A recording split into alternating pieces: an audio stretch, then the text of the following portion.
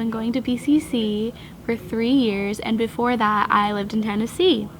My aunt and uncle taught me how to read and write, and I never saw my dad because he had some big fancy job.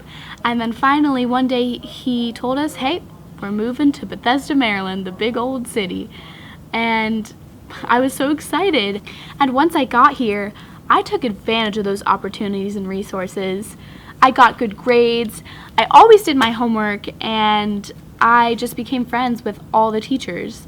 One of my best friends was Ellen, and we would just tell each other secrets. I would always go to her house. We both had a passion for theater, and so we both auditioned for the same role, and I told her, I said, it's okay, like, we won't let that get in the way of our friendship.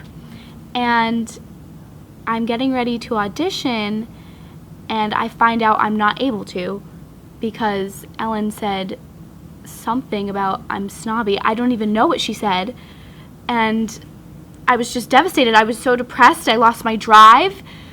She was one of my best friends, and she just betrayed me. I couldn't believe that she did that, and that's when I realized that I'm not in Tennessee anymore. I'm in Bethesda Chevy Chase High. Friendship is not an option. It's every man for himself.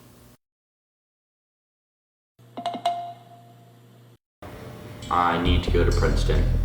I am 8th generation Princeton, and if I don't go to Princeton, I won't have a family. Mom, I don't care. I don't care. You literally, you can get fired, I don't care. When it comes to academics, you know, I'm the poster child for turning in on time. You know, that's really what I do. My journal.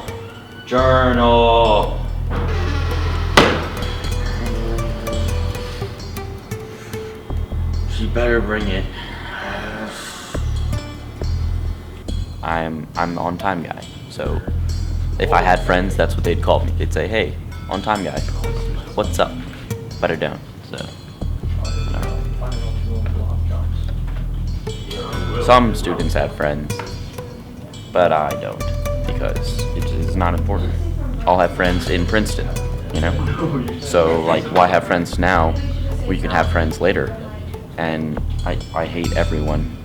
They're just competition for me. Really, you shouldn't even really be here, unless you're on my level. So, exam season, it's cutthroat. Everyone is an enemy in the combat zone of school. Set alarms on other people's phones. And if they tell me like, oh dude, my phone's on, I'm gonna call it. So just watch out, you know. Classic, you know, diuretic Advil, the flip-flop. I'll drive you to school with my car. These are my house keys, so I don't have a car. Idiot. I take pills. I take lots of pills. I take 15 meg Patty every exam morning, and then I'll take 10 at night. But I don't really sleep. I don't need to sleep. I can sleep when I'm in after Princeton. I'm too quick. I'm smarter than everyone. Everyone here is an idiot, except me. Because I'm going to Princeton and they're going to Maryland. I'm going to Princeton. So. Oh yeah.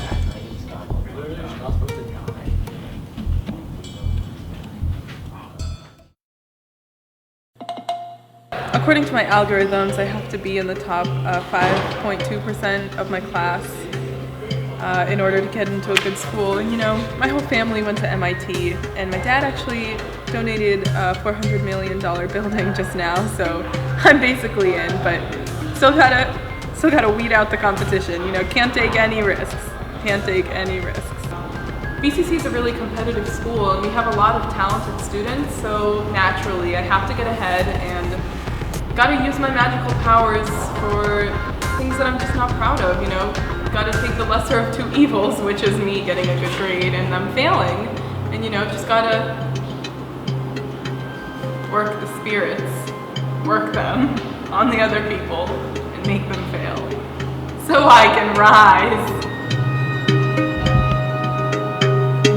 rituals have become a daily routine for me. You know, they really do help with kind of summoning the Dark Lord. Something about that just really gets your adrenaline going and gets you ready for tests. Like, you know, there's a magical tree right outside actually, and cannot take a test without consulting it. Can't take a test without summoning the dark spirits. And then of course there's time to celebrate. Gotta celebrate. Say the Thanksgiving ritual where I thank Satan for all the great things he's given me.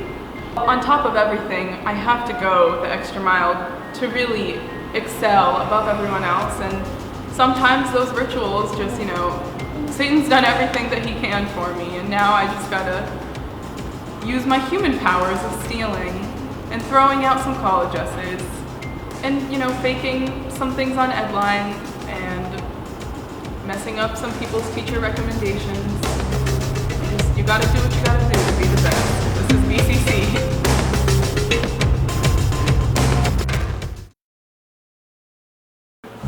So I'm a rising senior. I'm appointed for the SGA. I'm running for vice president. I'm on the yearbook.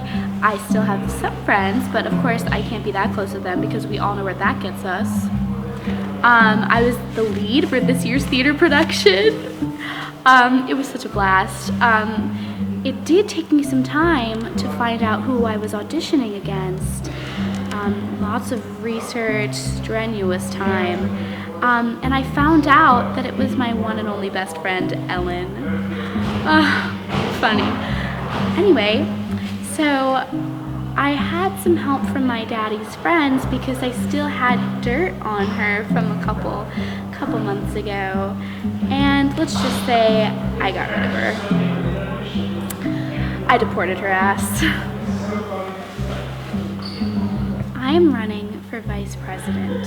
I'm up against Hannah Klein, one of the most popular girls here at BCC.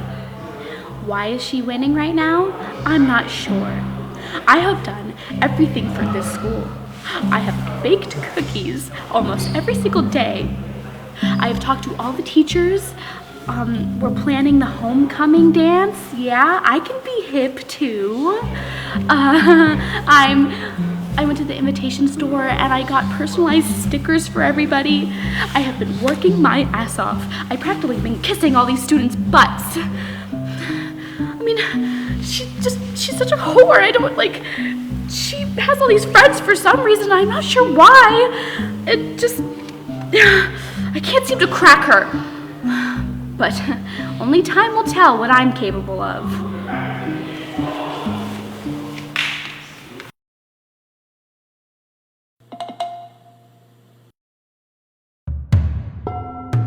I'll tell you, everyone says, Wyoming's hick country, but here's where the real hicks are. BCC, here's the Wild West. Every man here is for himself, Last year I thought I had a friend, we were cowboys together. We were Butch Cassidy and the Sundance Kid, and,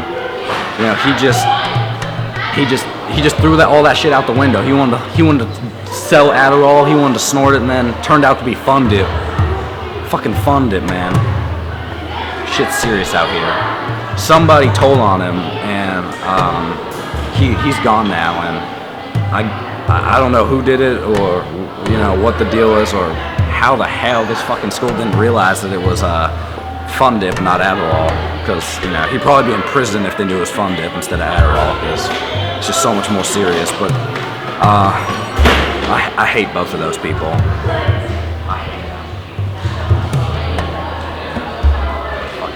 Shit. I used to have class outside, so I still spit in here, and you just can't make friends here, man. You can't. I tried, and I just can't. Some classes that are easier, like creative writing or stuff, where you really get to. It's not creative writing. I wish it was. It's creative writing. Those classes, I feel like I have friends in, but then I go to the same class. I go to the same class as the same people from this other class, and it's AP or IB, and then all of a sudden they're like, who the fuck is this fucking hick, you know? Who the fuck is he? Who is he?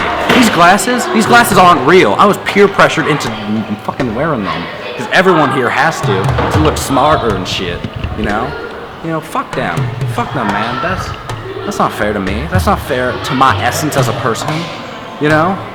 I'm a Komodo Apache, you know? I deserve more than this. I deserve to find something else, but I just gotta play the game, you know? You know, cowboys gotta be, you know? Mountain always taught me, you just gotta play the spittoon you're dealt. Maybe I fuck some kids over. Maybe, you know, there's candy and there's drugs and there's all this other shit out here, but you know, it's the climate. I gotta do what I gotta do, you know, and nobody suspects me because I'm the new guy, but I'll tell you, I'm gonna take all these motherfuckers down. I'm gonna bury them.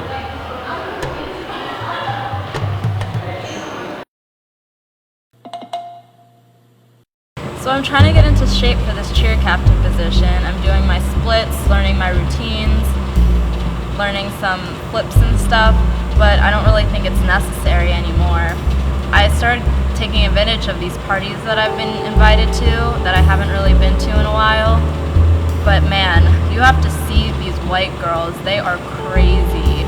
They're in the corner, like doing some unrespectable things to other guys. They're drinking, they're smoking. Like, who does that? So I got a few pictures of some girls who are also applying to be a cheer captain, doing some things that they weren't probably supposed to be doing. So anyways, I don't really feel bad because I deserve this position more than them. So I'm going to use these pictures to get back at them.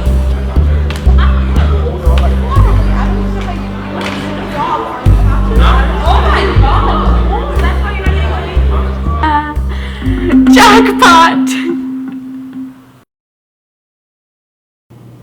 Students are constantly in competition with one another, and it's really frustrating to see this as a teacher because they should be more concerned about actually getting good grades and learning the material than they are competing with one another. But it seems like the biggest issue is that they want to compete. I've seen it a lot lately. I see it a lot with my IB students who are extremely competitive with one another. But what's interesting is that when I see my IB students being competitive, I don't necessarily see the outcome. You know, they can be extremely competitive, but it's not showing up in the grades or in the learning that they're doing of the content material. Students actually will sometimes compete in like trying to one-up each other in terms of how they can get to know the teacher. So it's very strange, but the students will actually come to me, you know, trying to be what I might call like buddy-buddy, like they want to be friends with me, which sometimes I don't want to be friends with them. But you can tell that it's incredibly ingenuine. Like they don't want to actually get to know you. What they want is they want you to do something for them. Because they're so competitive and because they're trying to outbid each other in this whole constant who's going to get the higher grade, who's going to do the best at this particular assignment, it's actually hurting the school and it's leading to a lot of things that are just not good. I mean, they're being disqualified from the IB program. They're losing the ability to earn their diploma, their IB diploma, which if you're going to an international school, you need that IB diploma. So the problem with that is that we're really seeing the school's reputation being hurt by this constant competition.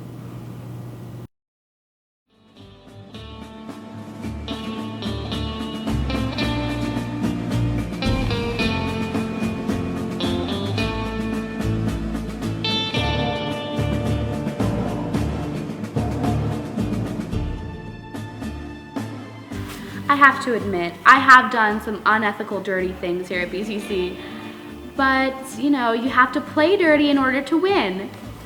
If you have dirty pictures floating around the school and you're running against me for vice president, well, looks like you just got out of the race.